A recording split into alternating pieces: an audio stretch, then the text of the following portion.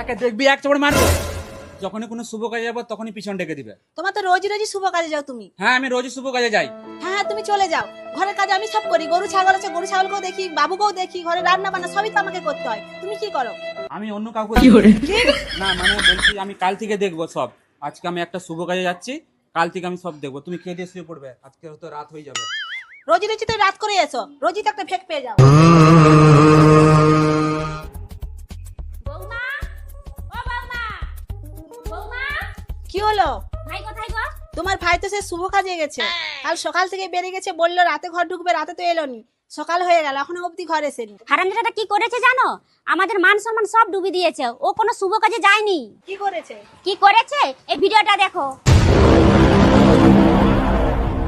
বাড়িতে স্ত্রী সন্তান রয়েছে, তবুও সমান্তরালভাবে প্রতিবেশী এক বিধবার সঙ্গে পরকীয়া চালিয়ে যাচ্ছিলেন ঘাটাল থানার যদুপুরের এক যুবক।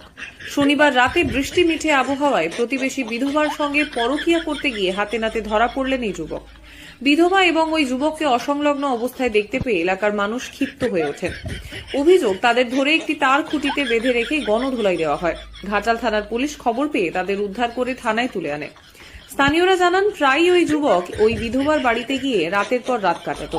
আমরা তককে তককে ছিলাম। ওই রাতে দুজনকে একই রুমের মধ্যে অসংলগ্ন অবস্থায় তুমি দেখি। ফোনটা ধরো।